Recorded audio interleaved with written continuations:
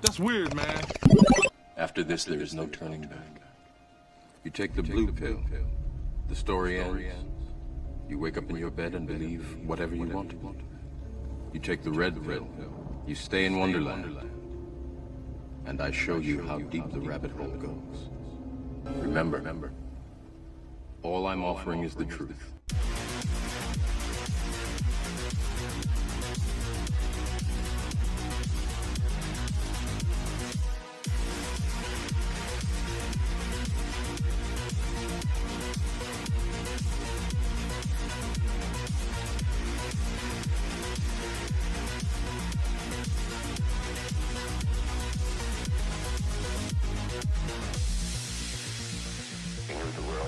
Be the same. Few people laughed. Few people cried. Most people were silent.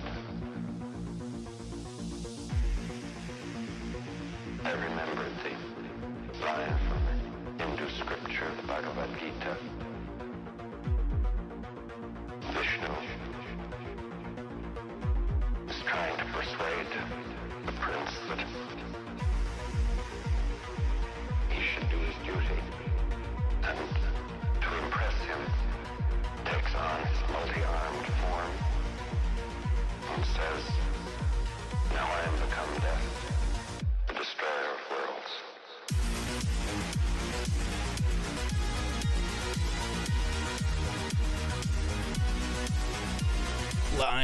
Live from Los Angeles, California. We are live. There we go. It's your favorite show. That's weird, man. That's weird, man. The Comedy and Curiosity podcast, where we talk about all the weird shit that you wish you could talk about with your friends, but you can't because they make you feel weird about it. I'm Jacob Hayes. I'm Kahlil Tomlin, and we're your friends, and you right. can talk to us about it. Well, we're virtually your friends. Yeah, we're your virtual friends. It's a friend simulator, That's simulation talk, man. It's a simulation talk. Everything's a simulation, Yeah, it's that episode of Rick and Morty with the tiny verse and the teeny verse. What the hell is happening? This is healthy. Trust me. You're my battery, That's all you are. I made you. Your microverse sucks, and your miniverse is the size of a lobster tank. It's whack. Are they not really aliens? No, they're just a couple of crazy, wacky scientists, So he made a universe, and that guy is from that universe, and that guy made a universe. And that's the universe where I was born, where my father died, and where I couldn't make time for his funeral because I was working on my universe. Yeah, science, huh? Ain't it a thing? One time Rick accidentally shot his laser pistol right through my hand. Old lady science. She's a real. You gotta hang on tight, because she bucks pretty hard. Oh boy, what? Oh my God, no! Mm-hmm. Absolutely. There's too much of that rang true, man. Well, we were talking about breakaway civilizations and shit, and I think there's definitely culture's perspective, right? Like there's still tribes, like they'll fly airplanes over. You can see photos online, and there's like 100 arrows, poison arrows shot to the bottom. Flipping out. Yeah. And then in some cases they're like, oh, an airplane must be the gods, so then they build like an airplane out of trees and stuff. It's crazy. What kind of makes you think about in ancient times when people wrote about these fiery dragons and these armored chariots and all this shit flying through the sky? I mean, that would be a primitive person describing some kind of modern flying machine.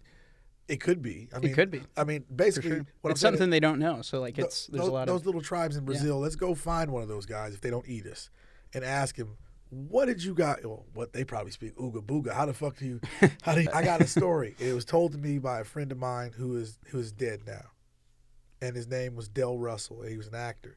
He was actually a famous actor. He was a child actor. He had the lead in this show called Arnie, and it was the lead in to All in the Family back in the 70s. Okay. He's a really cool dude, and he was the first cellie I ever had. The first time I ever went to jail, I was in LA County Jail, and this dude was my cellmate, and he was like my dad's age, and he's like this fried out old heroin addict, but he was cool as shit, and he was from up north, and like he was in jail because he stole a car in like Palo Alto. He stole a Lincoln Navigator, and drove it all the way to Los Angeles to where he knew where some drugs were to buy heroin.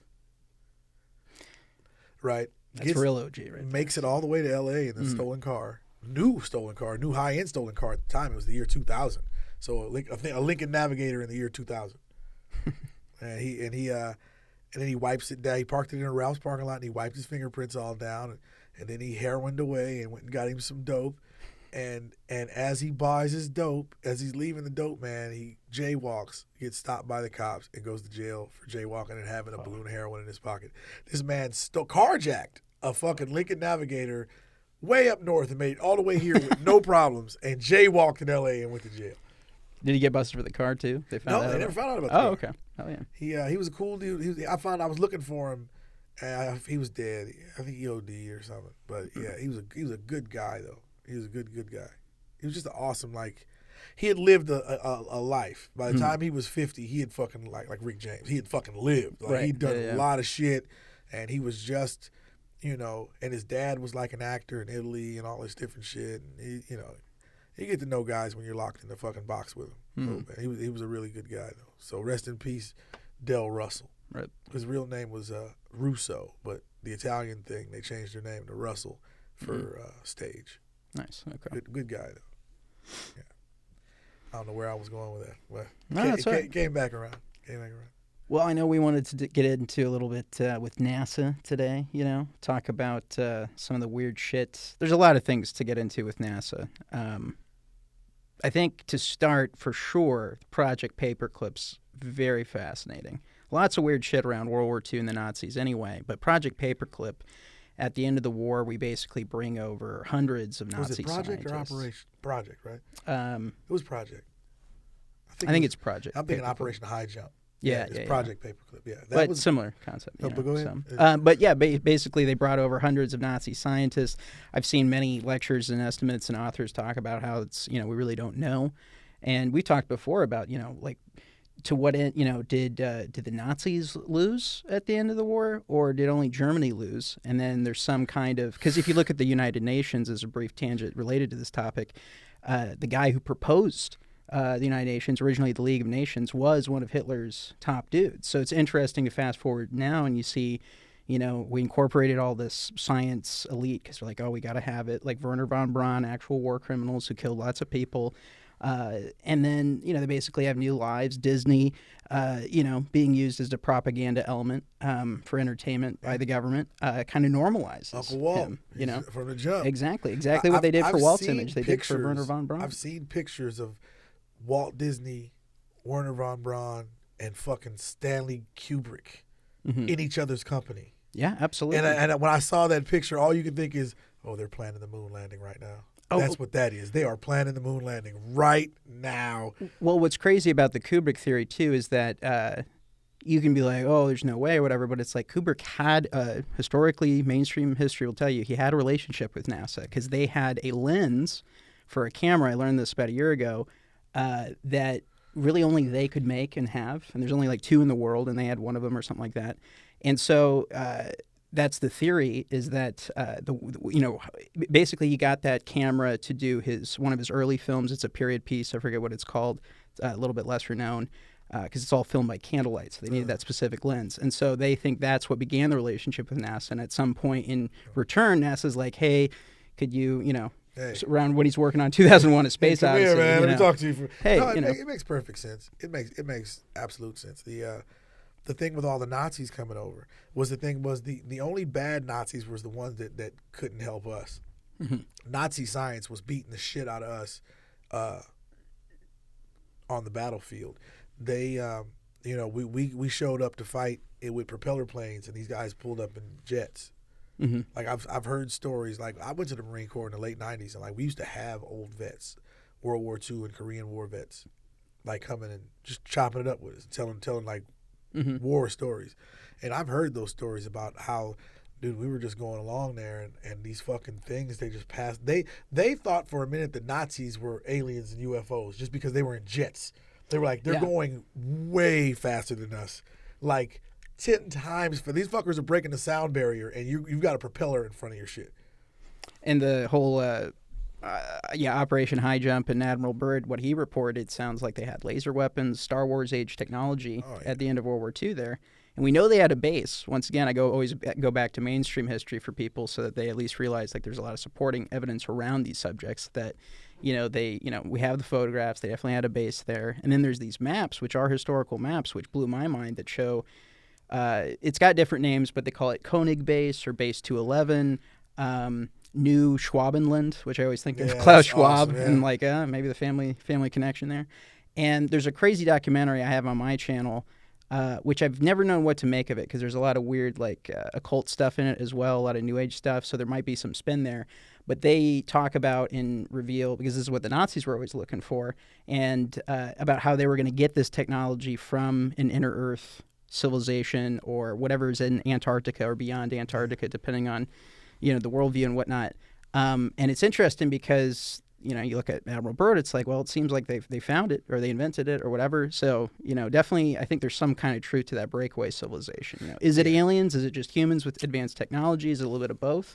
Well, I think I'm a fan of, I have this theory. It's called the theory of opposites. I'm naming it. I just made it up right now.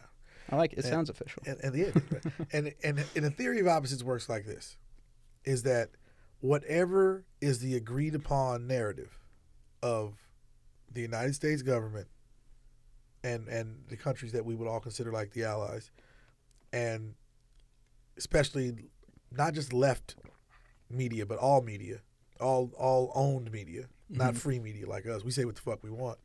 But there's like a there's an understanding that certain things aren't talked about with those people, right? And so those people kind of have a monopoly on the information we get. And how the theory of opposites works is any stamped approved narrative I get from those people, I assume automatically that the opposite is true. Because you have to, because historically it is. I mean, it's just like whatever's kind of like whatever the government and just society's, what would we call that? Just kind of like the morality or the feel of whatever our social shit is, whatever's accepted as the narrative, I assume it's a lie. Absolutely, especially in the modern age. I think it's probably always been going on because culture, even the word government means mind control when you break it down, its origins. And so I think, I've talked about this before, where I think a government and whoever's running a culture has an incentive or a need to have a unifying narrative. But only if it's a just government is it going to try to unify over something good like the Constitution or Ten Commandments or Bill of Rights, something like that. But especially in the modern era, it's all about unifying people over propaganda. Yeah. And I think it's getting worse and worse and worse. So I agree with you. And that's why, especially with NASA, it's like even if you think, space is the situation and that, maybe we did go there or whatever, it's so obvious that there's so much fudge with NASA. Not just the images, but a lot of video that's come out recently. I think you saw that clip, we'll throw it in, where the guy is going to a local town meeting in Texas, whatever county that is that NASA operates, and basically says, is saying, hey, they've been committing fraud to the American public because we have all of this video evidence where I saw that clip. I think that's from Level with Me. I think at least some of it's from it. Level with Me, because he confronts some of the Challenger astronauts, and we'll get into that. Which is an amazing segue into challenging the institution completely. You start off. It's the pace of it basically. It's like you go, hey man, those people that you said are dead, they're right here, and we're filming them. We're walking up to them. Some of them haven't even changed their names. Right. And then we go, you fake that, and then we go, hey, this video of the International Space Station, like these guys got strings coming off of them, and he's grabbing them by the cord and pulling them back over, and we're getting photographs of green screens and all this different shit. So, and air bubbles, and they do their training missions in a pool below water. So, and that's what happened with that clip in Level with Me. He goes up to one of the Challenger astronauts. Actually, she seems to be in NASA suit, so maybe it's not one of the Challenger astronauts. But he's approaching an astronaut, female astronaut, and asks like, "Oh, did you ever expect the American public to find out that all of the space missions were actually filmed underwater?" And she kind of laughs, but it's the kind of reaction, so that's like reading humans and like subtle psychology, and It was it's just that like motherfucker. she knows something, So once again, it's like even if you don't want to buy in completely to the conspiracy version, if that's how people think of it, I always go, there's still so many questions, and I'm never against questions, because when people say, oh, you got to shy away from questions, like the New York Times, don't think for yourself, don't do your own research. It's like that's when I go, especially, and then they push forward the mainstream narrative. Well, no, you get people who are just they're I don't know if they've ever heard. I'm sure they have, but the saying what Nixon was famous for saying that is like people believe anything that's on television. Absolutely. And that's just the and truth. now on their phones too. And that's just the truth. So basically, what it was is starting back with like my father's generation. They were little kids, and there was a TV in the house, and there was nothing inherently evil about this device to them, because they didn't know what the real purpose of everybody being able to afford one and have one was. Yet it was. It's in the English. It's programming. It's right. all there. So that was the point of it. So you started off. You had a generation of people who then raised new generations of people, and they all believe what's on television. And then if you come and give them some news, something they never heard before, they say that's not true. Why isn't it true? If that was true, it would be all over the news. We would have known by now. Yeah. No. I had this conversation about and this goes back to like, it has to be from the 80s or early 90s, because it was in Behold the Pale Horse, and William Cooper, he wrote that in 91. But the when they released the FBI paperwork, all the documents, these files and files and tons of documents got released, there was one in the bottom of the stack, because you have some people who they're going to go through them all. Right. They're trying to hide stuff in there. So you have some people who are just like, you know what, I don't have anything else to do. I'm gonna go through this whole shit, and we could even pull it up. I'll send it to you. Sure. But it was from the desk of J. Edgar Hoover, and it was an internal document, and it's signed by him, and then like whoever's under him in the FBI at the time, and it was basically the internal investigation done by the FBI of the assassination of President John F. Kennedy, and and the conclusion of their investigation, as far as the FBI was concerned, under J. Edgar Hoover, was that the handler for the shooters was George Herbert Walker Bush. Interesting. Of Houston, Texas. Yeah. It says that. It says it. It says it. It says it on the paper. Like that's like, okay, well, it's basically like a police report where they give you the summarized version of it, basically like, hey, this is what happened. This was the event. This is what we investigated. Synopsis, and this is what we found. That was the paper, and the paper's saying, okay, we're researching, or we're investigating the murder of the president. In our investigations, we found ... and we've come to the conclusion that this guy here, in conjunction with ... and it's really like that. Somebody brought it up when he was running for president in Bush in 88. I remember when he was running for president in 88. Somebody brought it up because the document was that old. It had been released that long ago. And he asked him, what does he say to this, about this document saying that George Bush of Houston, Texas, was the handler for the shooters, and early days of the CIA, before it was CIA type of shit. And he goes, his answer was literally, they must be talking about another George Bush. And they went on to the next thing, and it never got brought up again. Of course. Like, but it's right there. I'm not making this up. But anybody old enough knows what I'm talking about. Like, it's like, oh shit, I do remember that. Like, it was a real thing. So when I was telling somebody about it, an older person. It was my dad. It was my dad's generation for sure. And I was saying, well, like the FBI under Hoover, said that George Bush, it's a pot of oil. George Bush of Houston, Texas, was like basically the CIA handler. The handler, this shadow government. He was the handler for the shooters, the actual shooters, and they're like, man, get the fuck out of here, man. That would have been on the news. That'd be, and I said, dude, watch this. And I pulled it out my phone because it's old news, and I Googled it. And I said, I know you don't believe the news I watch, but is the New York Times good enough for you? Is that all right? Okay, here, bam. And it was an old article from when it was released about this shit, and the look on his face was just, why isn't this common knowledge? This fucking document was released before the movie was made about JFK. Like that, it's that old. It's not anything new. It's just, it was like one of those stories that it was released very quietly, and then it wasn't repeated, and it got buried. Like every time somebody died from the blood clots, how they play it down. It gets played down on television. You have to go online And it's sad to say you really have to engage on these social media platforms. Not even if you don't engage, you have to be a party to them, because there's a lot of independent people uploading actual facts in real time. And all it takes is for somebody with a big enough following, they screen record it, and they repost it, and it keeps going. But that's how, because there's nothing. I mean, Good Morning America, and that's just complete. And The View, and then you got the MSNBC. The fuck Whoopi. I used to actually like Whoopi Goldberg. Everybody she did. was Yeah, black, and she was good at what she did. And now I have to hear, I want your AR-15, man, because she's like old lady Sammy Davis Jr. I want that AR-15, man. I can't stand that fucking bitch. Well, it's just so obvious with each of them that they never.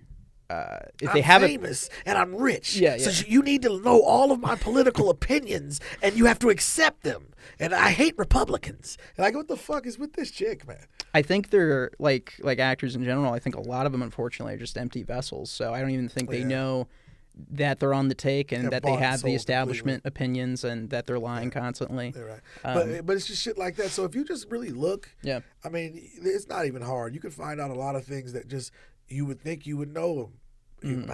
You'd think they would talk about that. No. Why? Because the news is owned already. The news didn't even get infiltrated. It was owned from the beginning.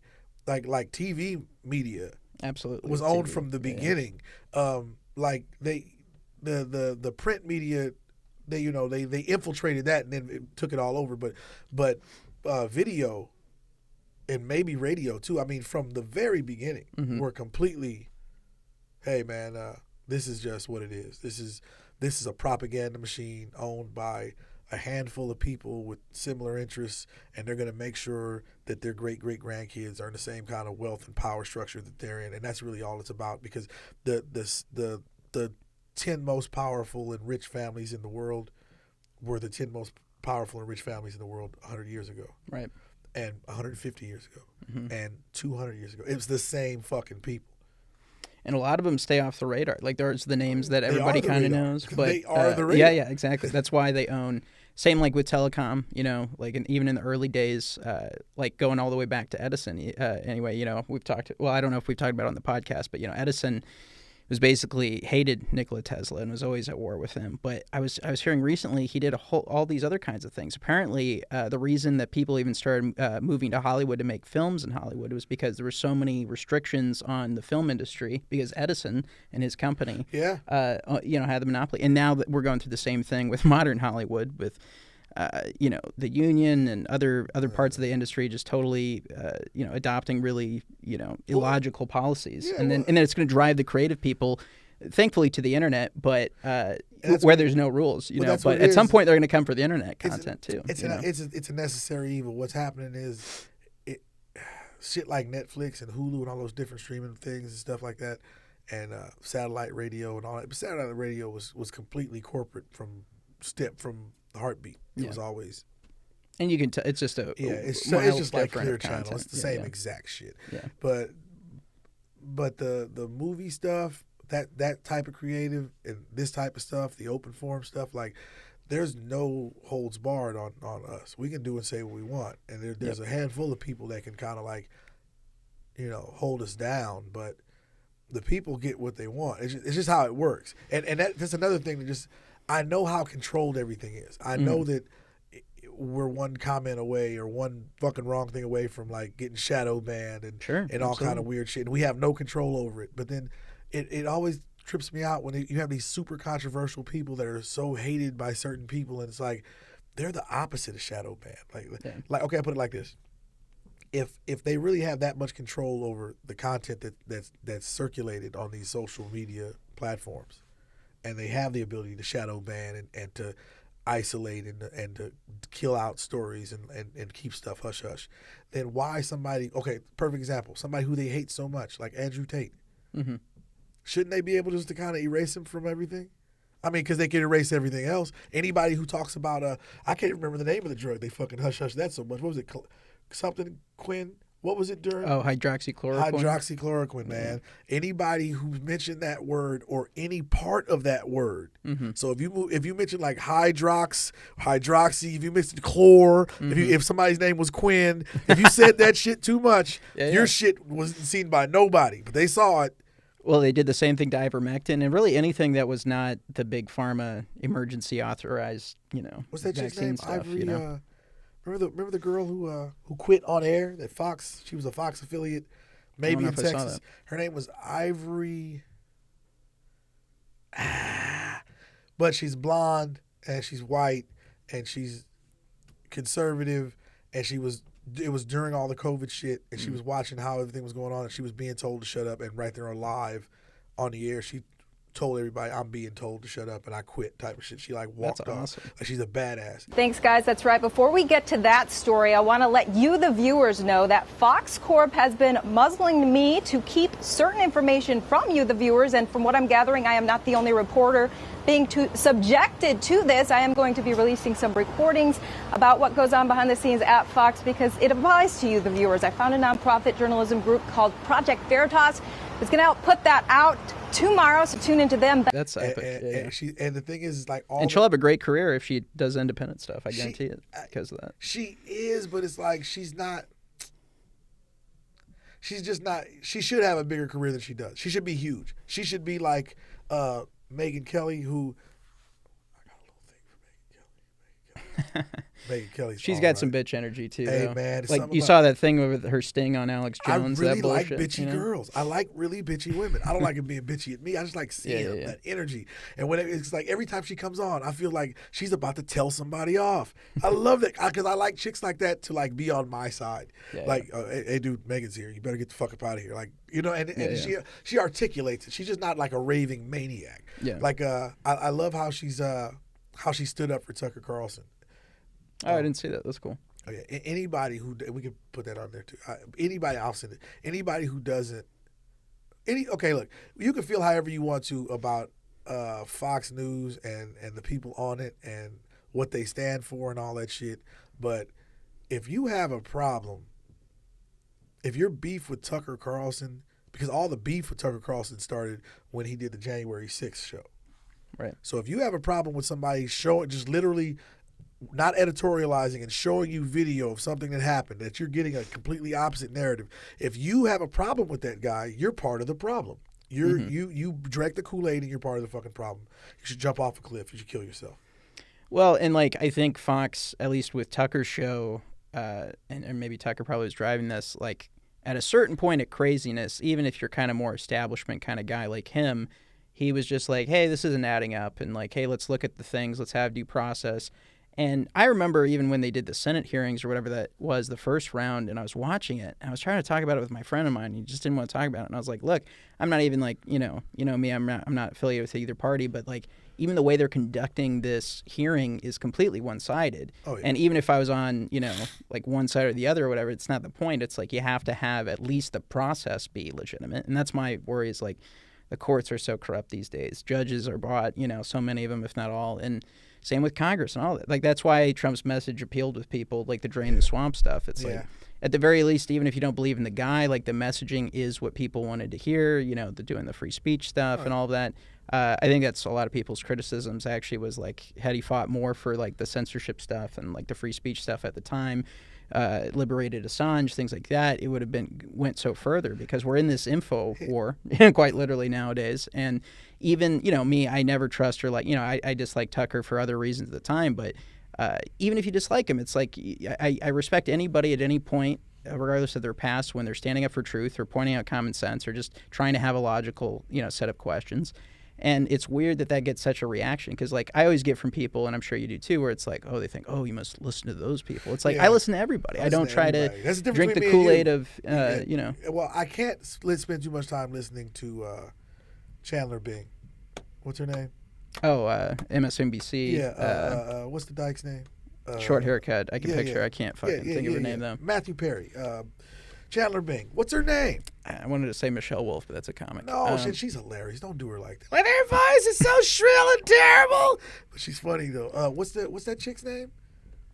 I hate her so much, too. I say her name all the time. She was the one with Elon Musk recently. The jackbooted Nazi dyke chick. What's her name? Haven't watched her in so long. I couldn't tell you. I dislike her immensely. I dislike her immensely because she was the one. She was one of those people like punk ass Don Lemon that was basically that should be qualified as hate speech when you're encouraging members of the population to. Now look here, okay? I know you're probably asking yourself, where the heck did the rest of the podcast go? But you know, the real question you should be asking yourself is, have you subscribed to rockfin.com/that's weird, man? If you sign up, it's only $9.99. It's a real good deal. It's a once-in-a-lifetime opportunity. You get to support over 400 different creators, and you get access to all these goodies, man.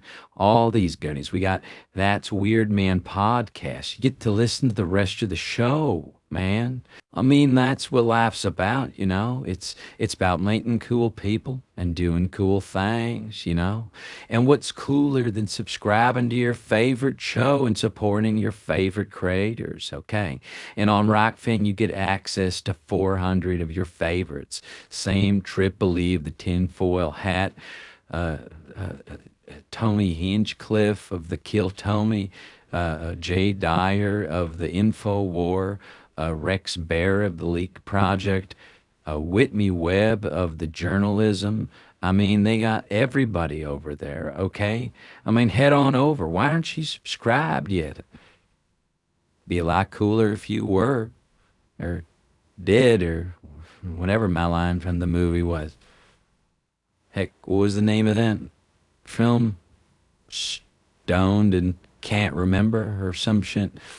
Anyway, it's a lifetime of a chance. It's a once in a lifetime opportunity that you're never going to want to pass up, and that you never want to. It's majestic. It's magical. It's like a creature in the forest. You know, it's like a mystical dove. A unicorn that shall never be captured on the edge of dreams. I mean, that's what life's about, you know? It's about meeting cool people and doing cool things, you know? And what's cooler than subscribing to your favorite show and supporting your favorite creators, okay? And on Rockfin, you get access to 400 of your favorites. Same Trip Believe, the tinfoil hat, Tony Hinchcliffe of the Kill Tommy, Jay Dyer of the Info War, Rex Bear of the Leak Project, Whitney Webb of the Journalism. I mean, they got everybody over there, okay? I mean, head on over. Why aren't you subscribed yet? Be a lot cooler if you were, or did, or whatever my line from the movie was. Heck, what was the name of that film? Stoned and Can't Remember or some shit. Anyway, it's a lifetime of a chance. It's a once in a lifetime opportunity that you're never going to want to pass up, and that you never want to. It's majestic. It's magical. It's like a creature in the forest. You know, it's like a mystical dove, a unicorn that shall never be captured on the edge of dreams. You know what I'm saying? Well, you should.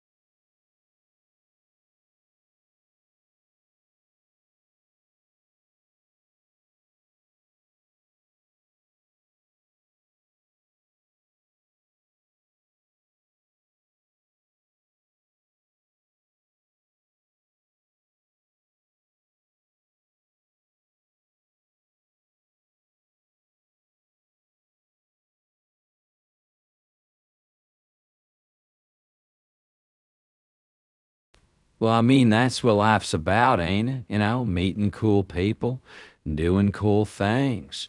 And what's cooler than supporting your favorite content creators, your favorite podcasters, your favorite comedians, your favorite deep divers down the rabbit hole of God knows what enigmas and mysteries and wonders that the universe has to offer. I mean, that's what it's all about, you know? And you only get that if you subscribe and watch the rest of the dang show.